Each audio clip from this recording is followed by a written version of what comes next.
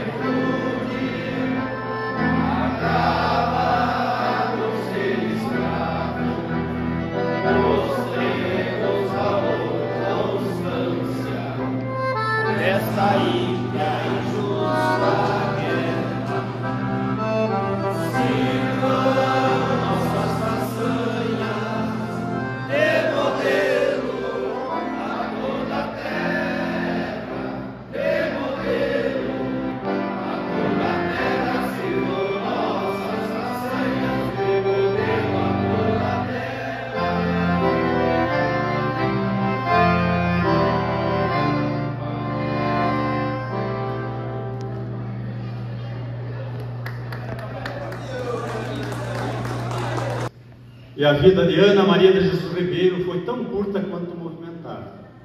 Eu dizia que, embora tenha sido pesquisada por brasileiros, italianos, franceses, ingleses, norte-americanos, uruguaios, é difícil afirmar qualquer coisa sobre a trajetória de Anitta Garibaldi. Suas peripécias seguem envoltas em fantasias. Até mesmo os poucos documentos disponíveis são tão inacessíveis e confusos quanto as lendas que se criaram a respeito dela. Ana Maria de Jesus Ribeiro nasceu em 30 de agosto de 1821. E se eu perguntar aqui, com quantos anos morreu Anita? Quantos anos a Anita viveu?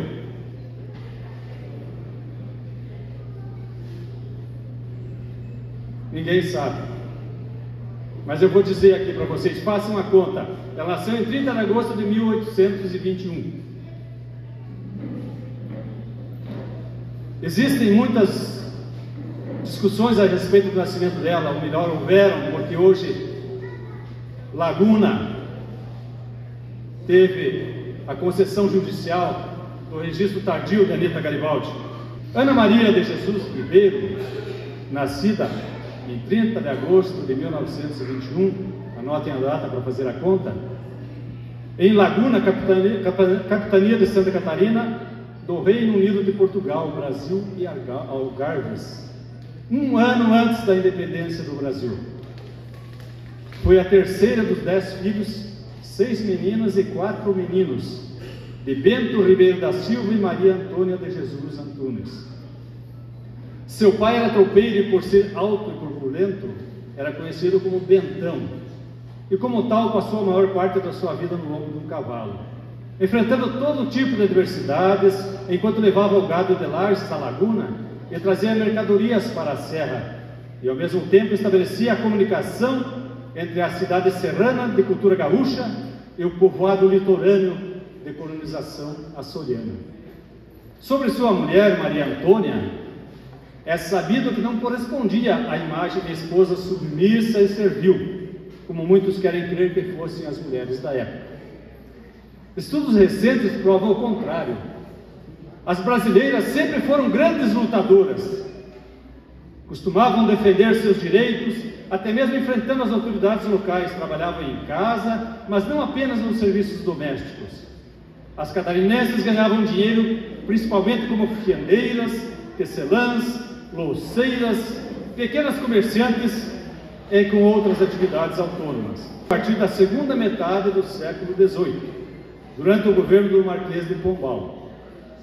Como o ensino era de acesso restrito, ser analfabeto na época era algo comum.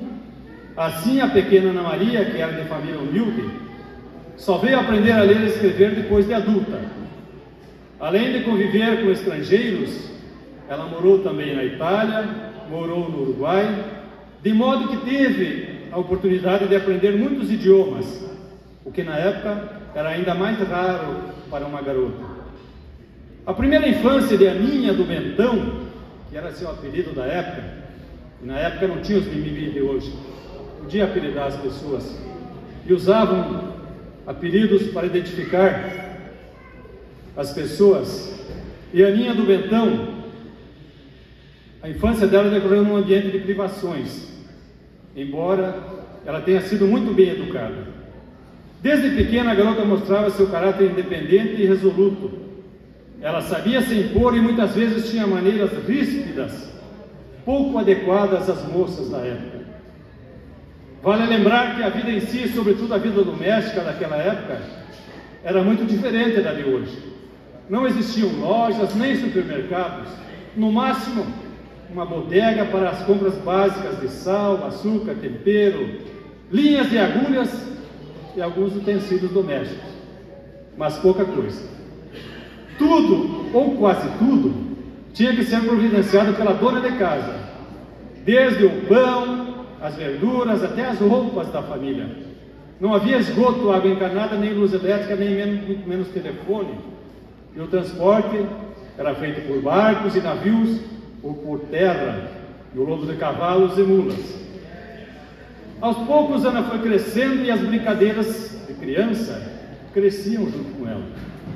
Ela preparava-se cada vez com mais empenho para as atividades que iria exercer no futuro, ajudando sua mãe e aprendendo vários trabalhos manuais, inclusive preparando seu próprio enxoval, pois naquela época todas as garotas tinham de se casar, e quanto mais cedo se preparassem, melhor. Quando ela estava com 12 anos de idade, seu pai faleceu, tornando a vida da família ainda mais difícil, obrigando sua mãe a procurar trabalho em residências no centro de Laguna. Foi nessa época que seus sonhos de menina ficaram ainda mais fantasiosos. Ela já não queria mais apenas soltar pipas, mas sim ser uma pipa e voar para longe. Queria ir até onde os seus sonhos a levassem. Ana Maria montava o cavalo e saía pelo mundo afora, com a espada na mão, vivendo as aventuras que os homens da época lhe contavam e descreviam, enfrentando feras, índios e criaturas hostis, matando quem ousasse enfrentá-la. A grande Ana, a maior de todas as heroínas, tinha colocado seu coração na revolução e agora iria mudar o mundo, tornando um lugar melhor e mais justo para se viver. Livrar o povo sofredor do jugo dos governantes tiranos era apenas um desejo louco, um sonho impossível, mas de olhos abertos ela também sonhava que vivia numa nação livre, sem escravos, uma sociedade na qual as mulheres eram tão respeitadas quanto os homens, com os mesmos direitos e oportunidades. Ela sabia que as mulheres da sua terra levavam uma vida melhor do que as de Portugal, que viviam o ano inteiro enclausuradas, escondendo-se por trás das portas e olhando os visitantes pelo buraco das fechaduras. Na época eram comuns aos meninos. E mesmo contrariado, seu pai e seu tio, chamado Antônio, a ensinaram a cavalgar e a sobreviver na floresta. Montada em pelo em seu cavalo igual aos índios, ela cavalgava e ajudava seu pai na lida com os bois. E ele a ensinou muito sobre animais, até mesmo como domar um porco selvagem. Com seu tio Antônio, aprendeu a atirar com pistola e espingarda e se tornou muito hábil na tarefa de se esconder e descobrir os caminhos por entre as densas florestas. Além das ideias e dos ideais revolucionários que seu tio aos poucos foi lhe ensinando também, e que passaram a povoar seus sonhos de menina predestinada à luta. Esse mesmo tio Antônio da Silva Ribeiro, irmão de seu pai, que também era tropeiro e que passava frequentemente por Laguna em suas viagens, era republicano e se declarava a favor de uma revolução como forma de conquistar mudanças. Devido às suas pregações críticas à monarquia, foi perseguido e teve sua casa em Lages incendiada por soldados imperiais, sob ordens do coronel Manuel dos Santos Loureiro, o que levou a se refugiar com parentes em Laguna. Em 1837, quando o Brasil ainda vivia sob o reinado do imperador Dom Pedro II, sempre atenta aos acontecimentos e ensinamentos do seu tio Antônio, a garota já flertava com as ideias dos republicanos, com muitos habitantes de Lages e Laguna. Seus ideais foram transmitidos a Ana Maria, que gradualmente aderiu a eles ao longo de sua juventude. Ele repetia sempre que Ana Maria era um espírito livre, uma menina a caminho de se tornar uma mulher verdadeira, como deveriam ser as mulheres da Revolução, aquelas destinadas a mudar o mundo. E ela sempre afirmava que estava pronta e garantia que cavalgaria com ele quando chegasse a hora da Revolução. Por que não posso ser como um garoto? Ela se perguntava. Eu queria ir para a guerra. Não tenho medo de nada, não sou obrigada a ficar aqui como se fosse uma prisioneira. Ela queria livrar-se dos costumes de uma sociedade que a oprimia, indicando apenas caminhos já percorridos, cujo resultado ela já sabia tão bem. Queria novidades, emoções. Esses, porém, eram apenas sonhos, desejos que a garota sequer ousava externar. E à noite costumava adormecer com os olhos úmidos de lágrimas que vertiam por eles, pelos seus pobres sonhos mortos antes mesmo de nascer. Após a morte do pai e o casamento da irmã mais velha, Ana Maria cedo teve que ajudar no sustento familiar. E por insistência materna casou-se em 30 de agosto de 1835, dia em que completaria 14 anos de idade, com o sapateiro Manuel Duarte de Guiar, na igreja matriz Santo Antônio dos Anjos de Laguna. O casamento, descrito por Ana como uma farsa em uma carta enviada ao seu tio, foi marcado pelo desinteresse no relacionamento por ambas as partes e não gerou filhos. Aos poucos anos de matrimônio, 1837 ou 38, 3 ou 4 anos depois, Manuel Duarte de Aguiar, como monarquista, alistou-se no exército imperial, abandonando a jovem esposa e nunca mais retornou. Vejam vocês, 14 anos de idade, foi obrigado a se casar para ter alguém que a sustentasse. Vamos fazer uma pequena pausa agora, para não se tornar cansativo a minha narração, e vamos ouvir uma declamação do Bernardo, lá da Escola de Educação Básica Isidoro Silva, da Lagoa da Estiva, que traz por título Heroína dos Dois Mundos. Agradecemos ao diretor Hugo Marzanqueta e à professora orientadora Edna. Vamos lá, meu amigo Bernardo. Heroína dos Dois Mundos, com você.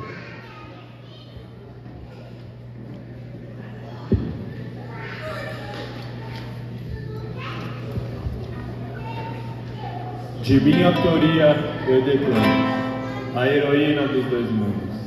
Anita, a mulher guerreira, que na luta e na peleia, tão menina e corajosa, seguiu até a trincheira e saiu vitoriosa. Protagonista nas batalhas, seguia sempre na linha de frente. José veio da Itália e juntos lutaram bravamente. A heroína dos dois mundos, assim ela é chamada. Na Itália e no Brasil, pelo povo é aclamado. Lutavam pela liberdade, não tinham nada a perder. Por esse anseio mostrava lealdade, enfrentavam o inimigo sem temer. Boa ginete foi também, de a cavalo na campanha gaúcha, fugindo em batalha, porém levava na cintura sua garrucha. Só foi vencida pela doença, e no parto do filho morreu. Da mulher guerreira a presença para todos, um grande exemplo nos deu.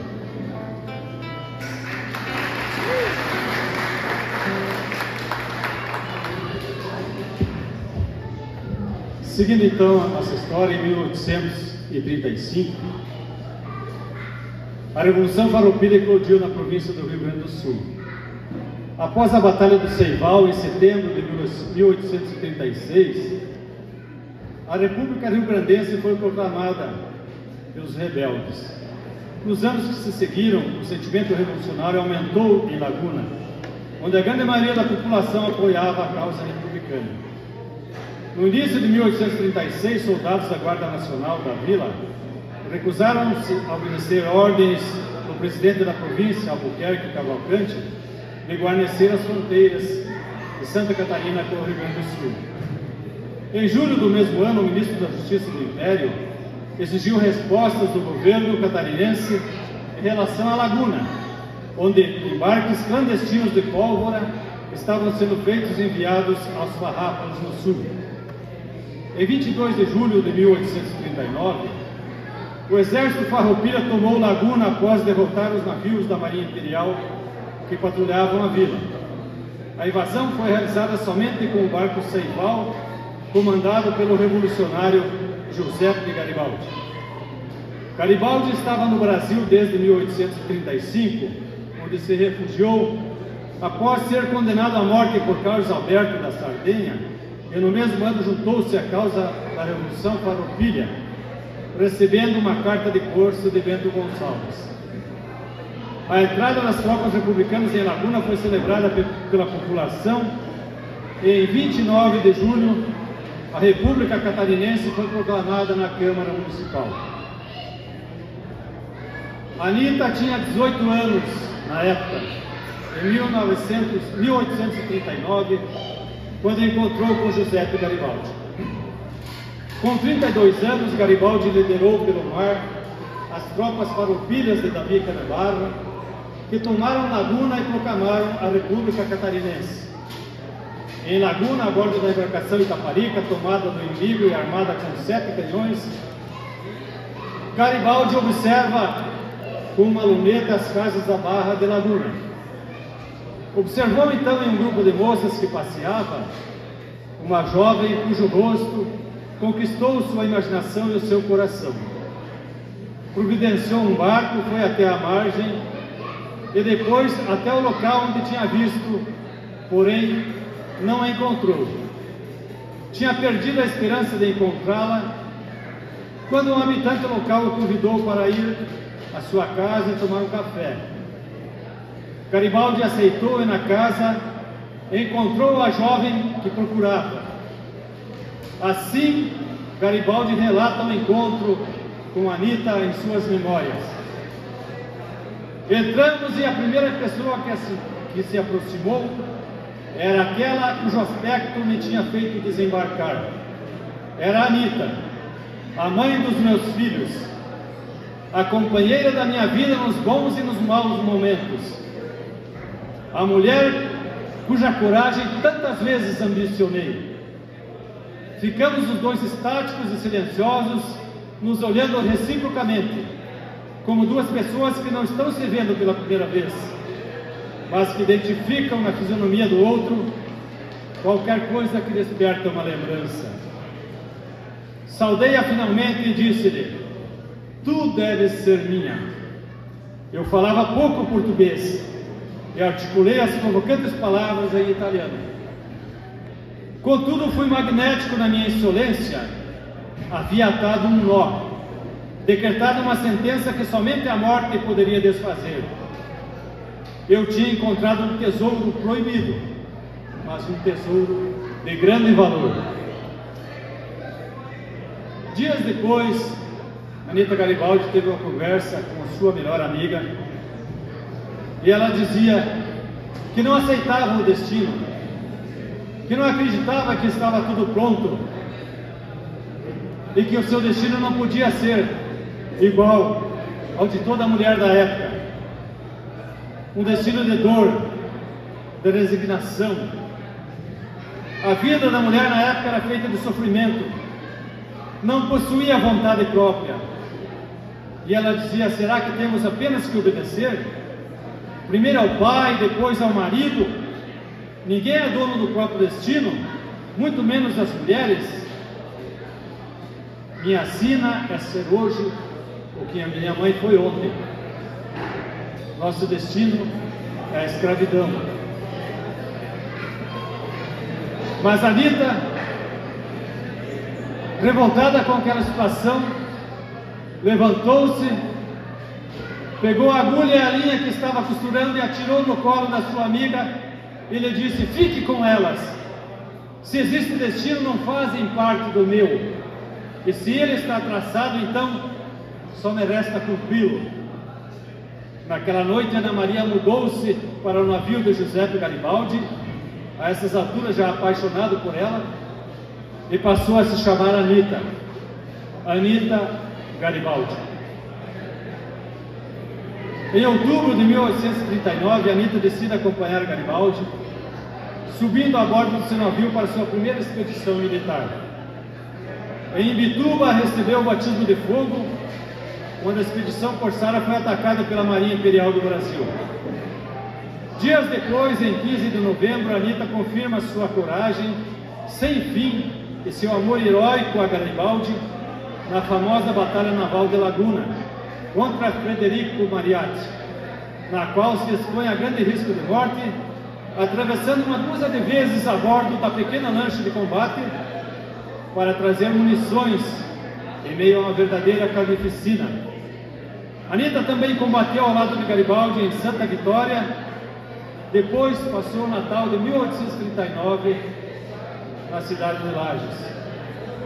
E dali em diante foram muitas as lutas e batalhas enfrentadas pelos dois, e sobre isso Garibaldi escreveu em suas memórias: entre as não poucas peripécias da minha vida, não deixei de ter bons momentos. Eu marchava a cavalo com a dona da minha vida, digna de admiração universal.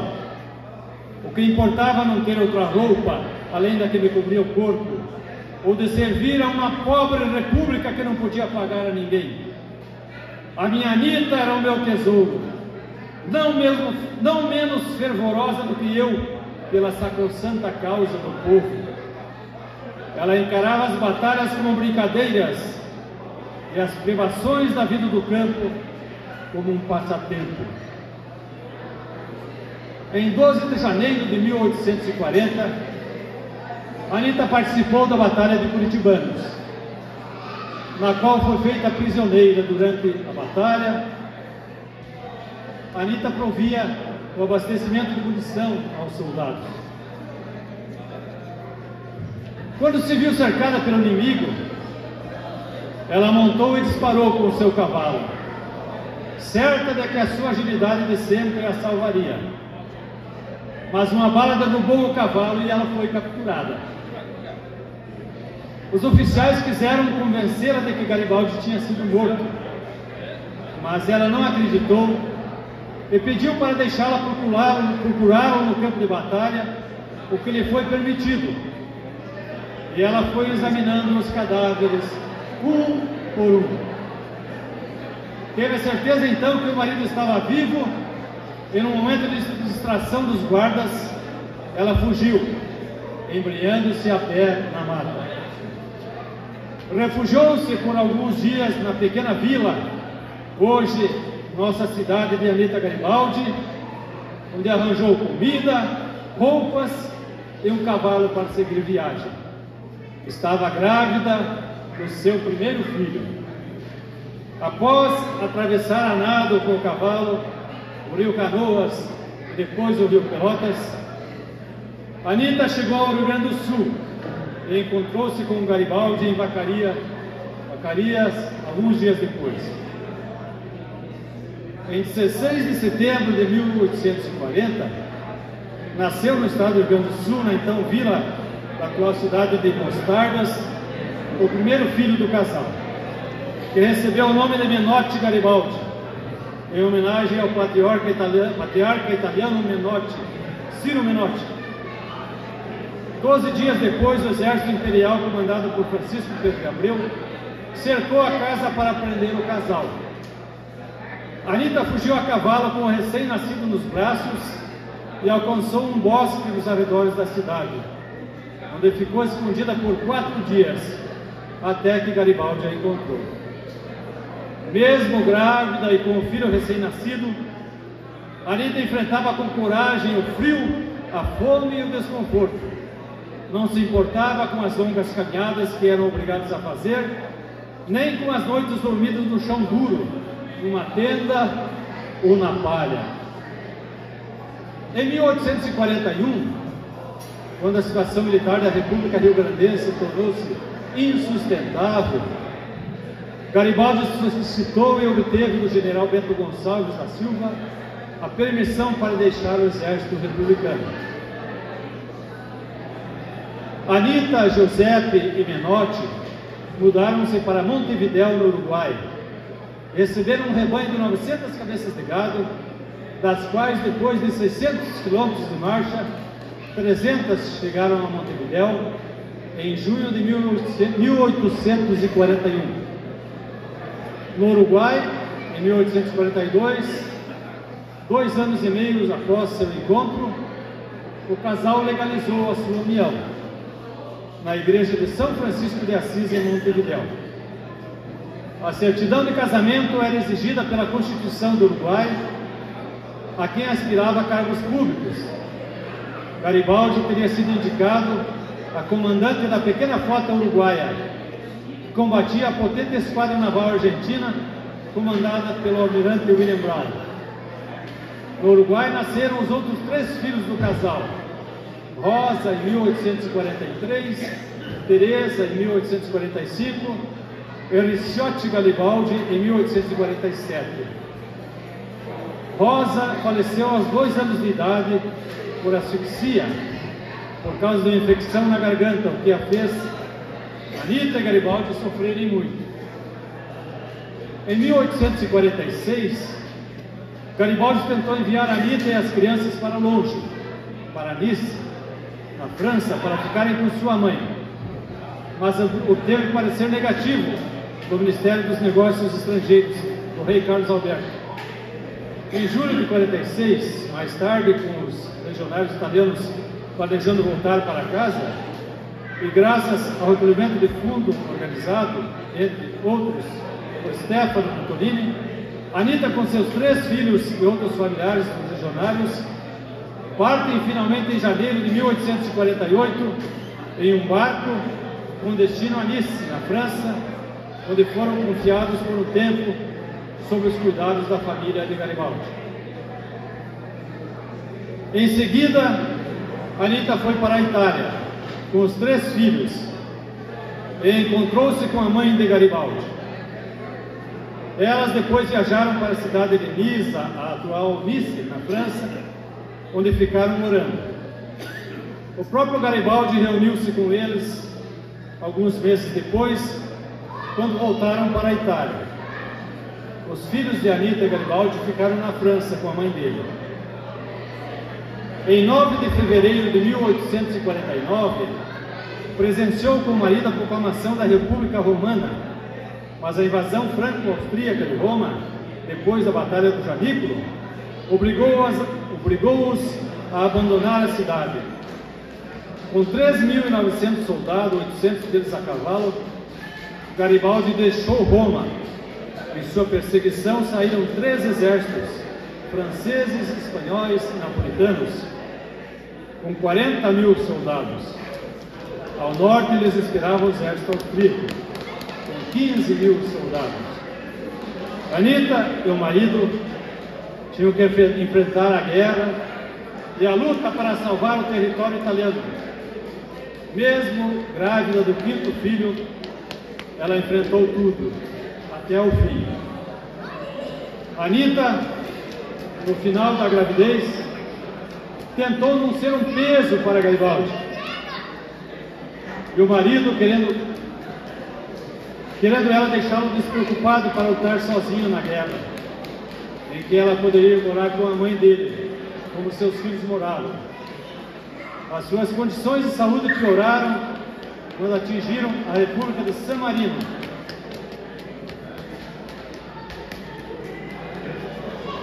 Ela e Garibaldi decidiram não aceitar o salvo-conduto oferecido pelo embaixador americano e continuaram a fuga, pois não teriam como lutar contra milhares de soldados. E se fossem presos, morreriam na cadeia. Dali para frente, a saúde da heroína só piorou.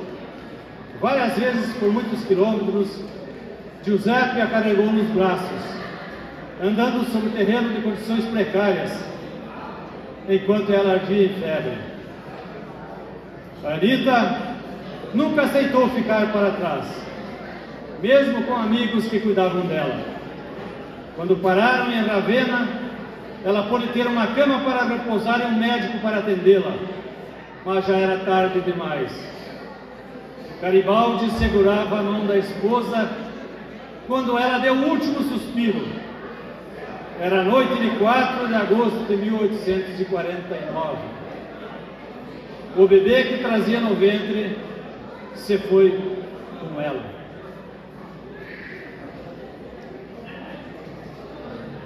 Em 1932, depois que Garibaldi ficou no exílio durante 10 anos, depois do fim da guerra, seu corpo foi exumado por 7 vezes. Em 1932, foi finalmente sepultado no monumento onde hoje se encontra, construído em sua homenagem no monte chamado Janículo, em Roma.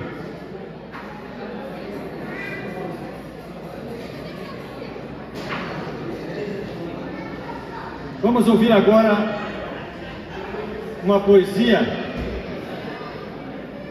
da aluna Letícia, da Escola de Educação Básica Eduardo Silva, com o título Memórias de Anita.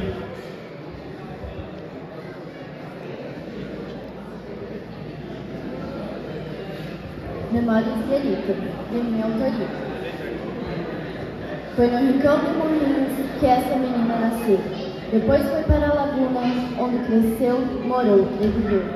Quando criança, seu pai faleceu. E para o casamento foi mandada. A felicidade não conheceu. E por seu marido foi abandonada. Ana Maria de Jesus Ribeiro, de seu nome, Porezinha, carinhosamente chamada, encontrou-se com Garibaldi, seu homem, e por Anita passou a ser aclamada. Com Garibaldi lutou nas revoluções, sejam elas no Brasil ou na Itália, sempre fiel em suas convicções, tiveram vitórias em várias batalhas. Anita revolucionária defendia a liberdade, pelos lugares onde passou, homenageadas em várias cidades, pois seu nome, praças e municípios ganhou. Minha cidade é uma delas, é um orgulho para todos nós, receber o nome daquela que mostrou aos dois mundos a força de sua voz.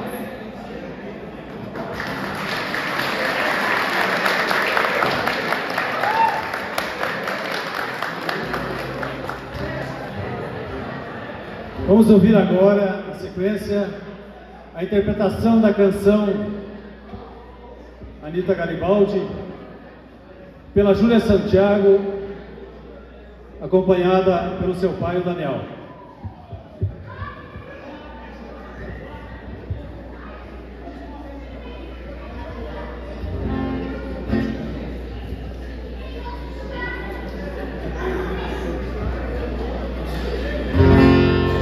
Na beira da praia, na longínqua Itália, Anita contempla as ondas do mar, a mão poderosa de um pirata levou-a pra longe da terra natal.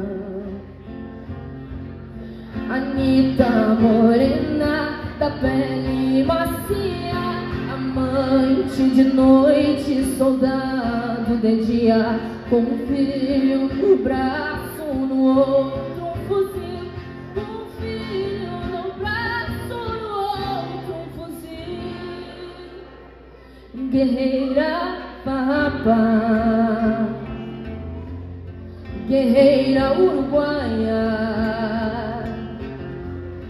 guerreira italiana, rolando na cama. Guerreira farrapa, guerreira uruguaia, nos braços de um homem com cheiro de mar.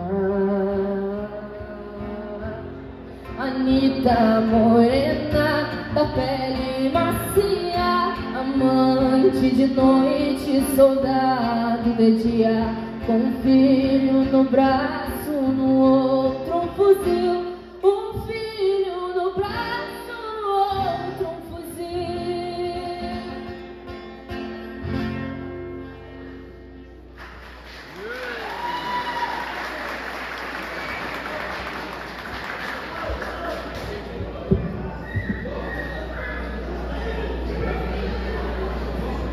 Considerada no Brasil e na Itália um exemplo de dedicação e coragem, Anita foi homenageada pelos brasileiros com a designação de 2 municípios, ambos no estado de Santa Catarina, a nossa querida Anita Garibaldi e também a cidade de Anitápolis.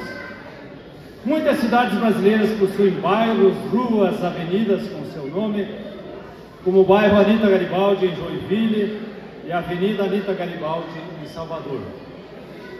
Em abril de 2012 foi sancionada a Lei 12.615, que determinou que seu nome fosse inscrito no livro dos heróis da pátria, depositado no Panteão da Liberdade e da Democracia em Brasília. Recentemente, no ano de 2020, recebemos em nossa cidade a visita da bisneta de Anita e José Garibaldi. Ela que é a professora e também se chama Anita Garibaldi, só que o seu nome Anita com 2 N's para diferenciar. Na oportunidade foi recebida com festa e inaugurou um marco histórico da passagem da heroína Anitta por esta terra. E também plantou sobre o solo anitense um híbrido de rosa de Anitta, um símbolo de sua luta.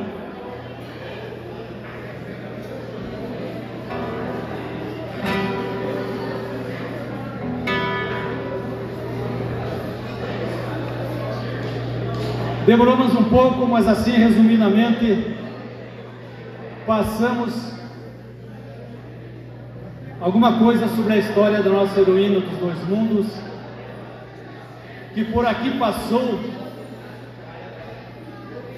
e deixou a sua marca. Ô, seu Neuri, como tá se sentindo com esse presente aqui? Isso aqui é uma recompensa da história que viemos buscar, né, tia? É muita emoção. Não tem muitas palavras para contar, porque o coração tá emocionado. Tu viu a emoção, né? É, eu vi. Não, e depois é o seguinte, esse contexto que vocês fazem, que além de fazer uma cavalgada, um resgate, uma cultura, isso é lindo. Vocês estão de parabéns. Essa é a ideia sempre. O objetivo do grupo foi criado isso, de fazer homenagem e buscar a história. Então, o rapaz falou ali já hoje, nós fomos em muitos lugares, nós fomos homenagear os monarcas na cidade de Erechim. Fomos homenagear os serranos na cidade de Bom Jesus, então imagina, né? É lindo, é importante. Já fomos lá na Criúva, lá nos Bertucci, que tu já fez lá, né, também. Então é isso aí, né, tio? É uma emoção que não tem como contar num minuto só agora. Tá certo. Pra nós terminar, qual a palavra que você deixa para as pessoas? Para que não deixe morrer o tradicionalismo. Eu acho que isso encurta tudo, né, tio? Porque temos que, a geração nova que está vindo aí, ela depende disso.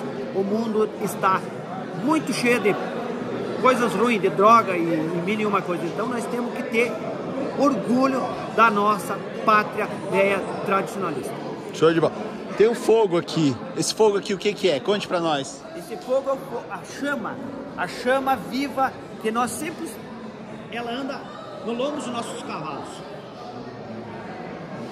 A chama crioula. O que é a chama crioula, para quem não conhece? Chama crioula é como é que eu posso te explicar? É um respeito pelo Rio Grande.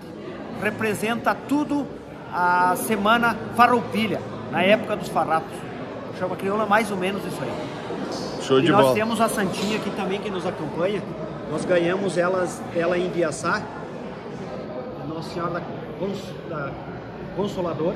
Ela acompanha no lombo dos cavalos aí também. Ela acompanha nós já há 18 anos. Show de bola. E aí você veja bem, a Anitta Garibaldi tem tudo a ver, né? Tudo a ver, tudo a ver. Não, é que nem eu falei inicialmente, a Anitta Garibaldi não tem como pensar em Revolução Farroupilha sem ela. Eu acho que ela foi a mística, como o rapaz contou ali, a mulher gaúcha espelhada em Anitta Garibaldi. Show de bola. Muito obrigado. Um grande abraço. Obrigado. Obrigado por ter convidado nós. Imagina. Show de bola. Valeu. Show de bola. Valeu. Ô prefeito, um abraço. Deus abençoe. Prefeito, o anfitrião da festa. João Sidney. Vamos lá comer agora, cara. Vamos comer carne. Vamos comer e ver os homens tocarem. Valeu. Pessoal, vocês estão assistindo nós? Deixa o like nesse vídeo aqui, nós chamamos crioulo. E se inscreva no canal e vem com a gente que aqui é cheio de vídeo assim. Um abraço. Fiquem com Deus e até o próximo vídeo. Ô pessoal, vai aparecer um link pra você de outro vídeo nosso Sítio da Roça. Só clicar e assistir. Obrigado pela audiência e até a próxima. Valeu. Um abraço para Caseiros, no Rio Grande do Sul. Um abraço para vocês. Valeu.